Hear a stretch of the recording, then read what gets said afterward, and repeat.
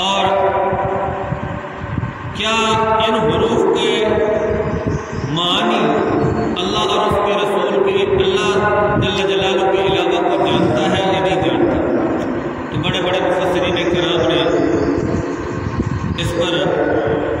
متعدد اقوال تحریر فرمائے ہیں، اور بڑے بڑے اجلہ مفسرین کلام یہ بات کہنے پر مجبور ہوئے ہیں کہ اللہ اعلم بمرادہ بہ،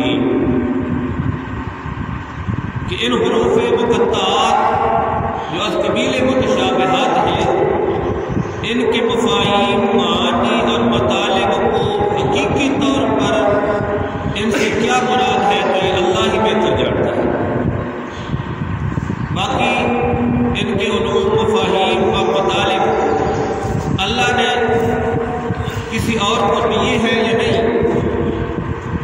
تو اس مقام پر بڑی بہترین بات اور احسن قول یہ فرمایا گیا کہ سر بین اللہ و رسولہ، کہ یہ حروف مقطعات اللہ اور اس کے رسول کے درمیان راز ہے۔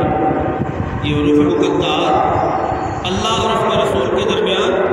راز ہے، اور راز کی باتیں ہر ایک کو نہیں بتائی جاتی، ہر عامی شخص کو نہیں بتائی جاتی۔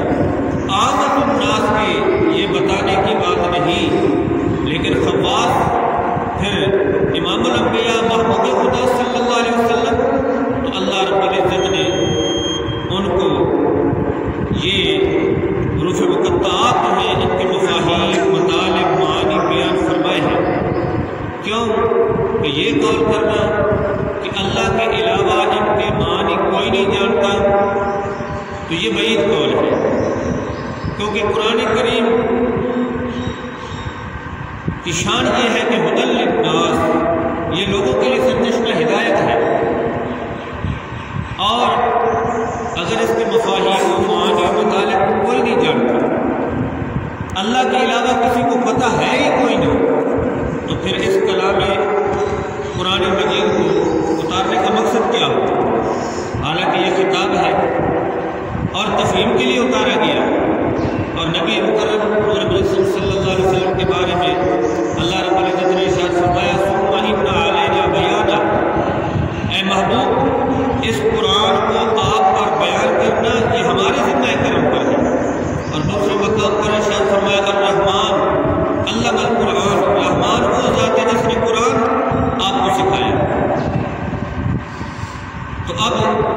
حروف مقطعات یہ بھی قرآن ہے، اگر یہ کہا جائے کہ